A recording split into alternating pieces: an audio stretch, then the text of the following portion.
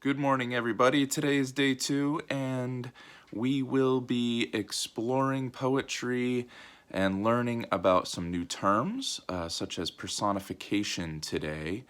I am trying out 2 new things. One, I'm going to try and hold my camera sideways to see if that affects how the video is presented on YouTube. And also, I made a slideshow through PowerPoint, and I'm just going to talk through this slideshow instead of writing everything down on paper. Okay, so let's get to it. Poetry Day 2. Today, you guys are going to hear and discuss poems. You're going to explore sensory details. You're going to quick write ideas for poems about objects. You're going to explore personification, and you're going to discuss and solve problems that arise in your work.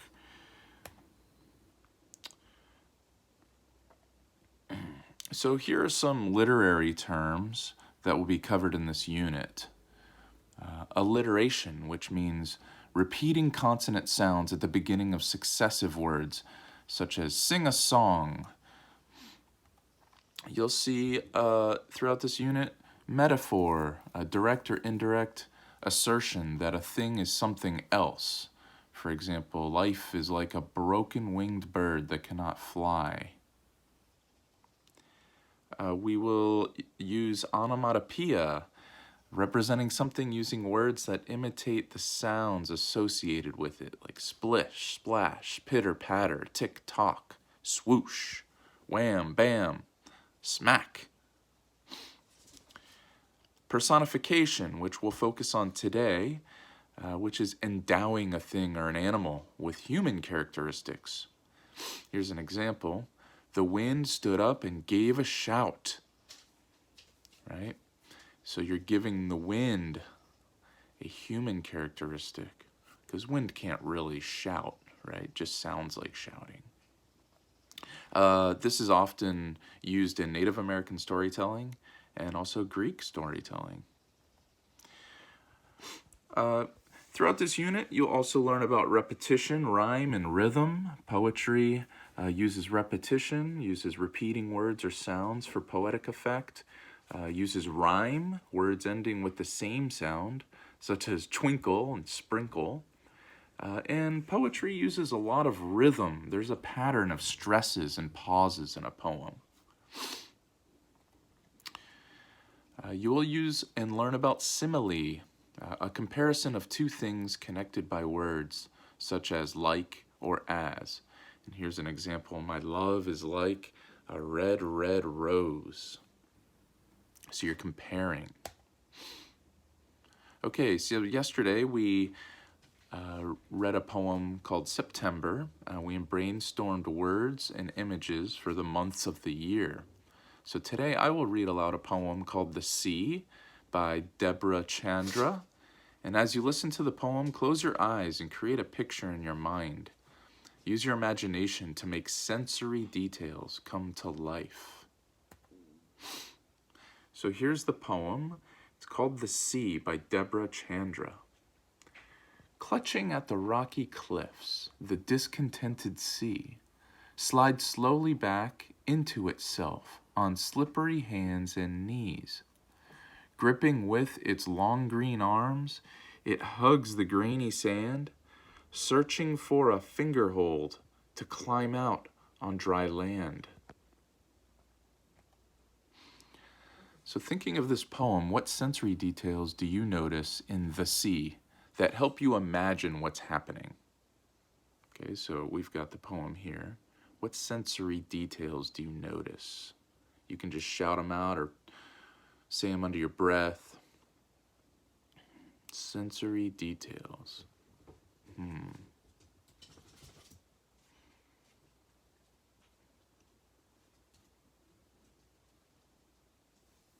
Okay. Some of the things that I know are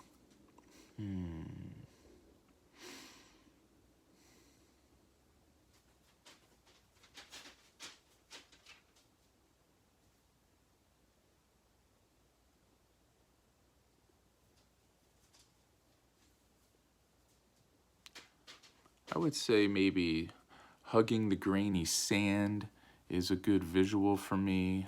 Climbing out on dry land. Those are a couple of things that I just noticed. I'm sure that you've been able to notice some other things too. This one has more to do with sight. Maybe sound a little bit with it sliding back into itself. So in this poem, Deborah Chandra writes about the sea as if it were a person. Writing about things in this way is called personification. So I'm going to read the poem again, and as you listen this time, try and pick out words that the poet uses to write about the sea as if it were a person. Clutching at the rocky cliffs, the discontented sea slides slowly back into itself on slippery hands and knees. Gripping with its long green arms, it hugs the grainy sand, searching for a fingerhold to climb out on dry land. So what words does the poet use to write about the sea as if it were a person? Well, I know that discontented is an emotion.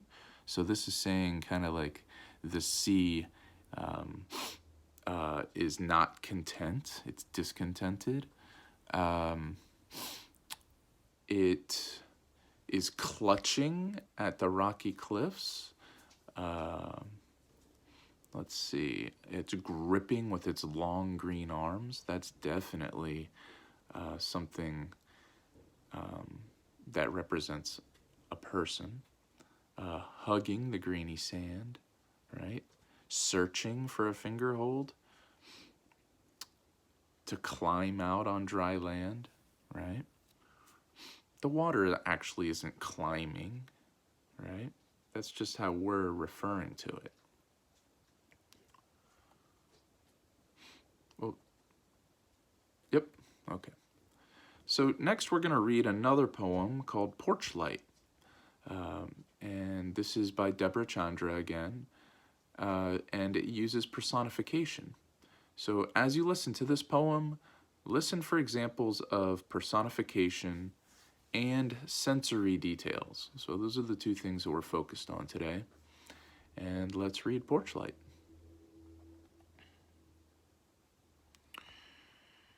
At night, the porch light catches moths and holds them, trapped and flapping in a tight yellow fist. Only when I turn the switch will it loosen its hot grip. So what examples of personification did you notice in this poem?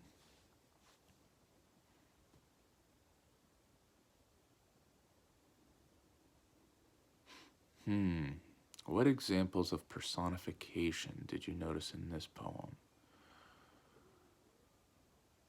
Well, a porch light catching and holding something, that seems like a human quality to me. And it says it catches and holds moths in a tight yellow fist.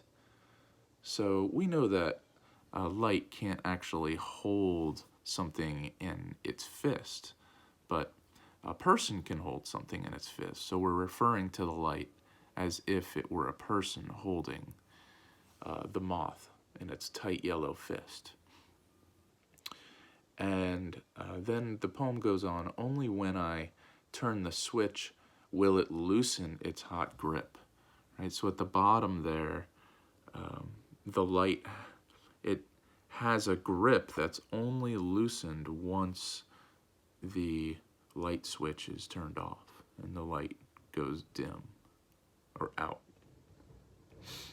So you can refer to things like a light or a porch light and give it human qualities to really bring it to life.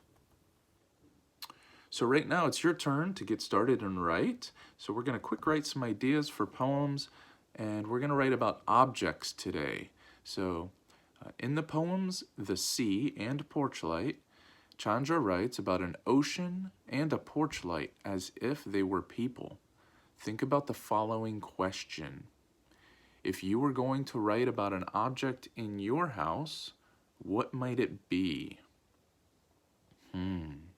If you were going to write about an object in your house, what might it be?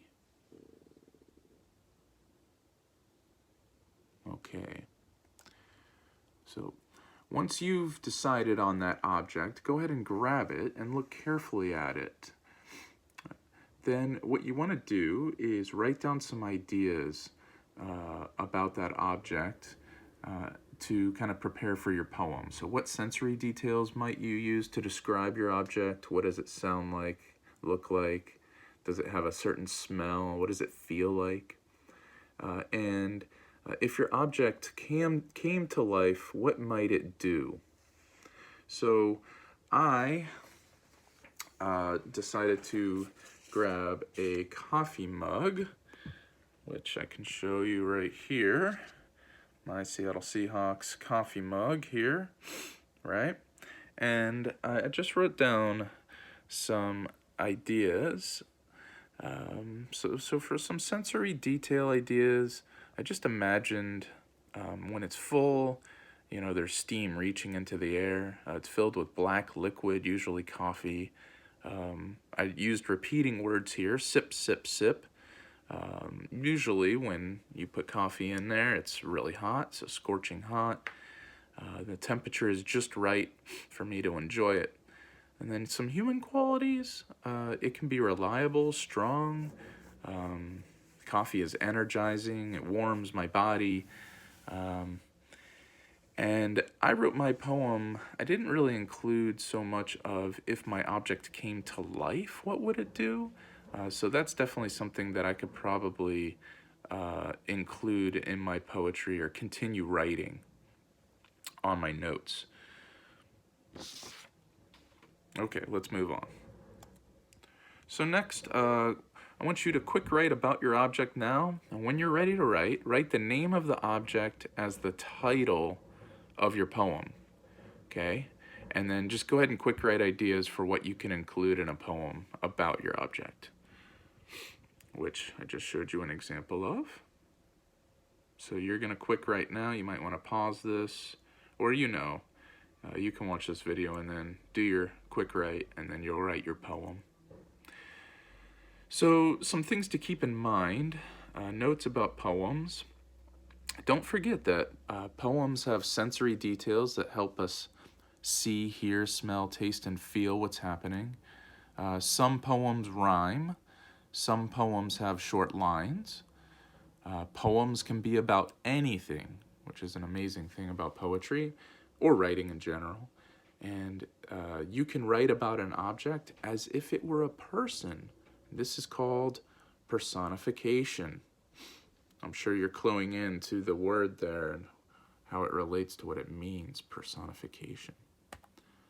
Okay, so it is writing time. You have arrived. Go ahead and write a poem about an object that includes sensory details and personification.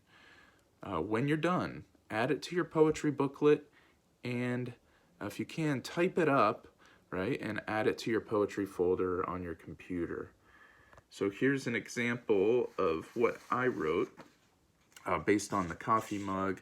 And I think I'd like to give myself a second chance here and write maybe a couple more because these are fun.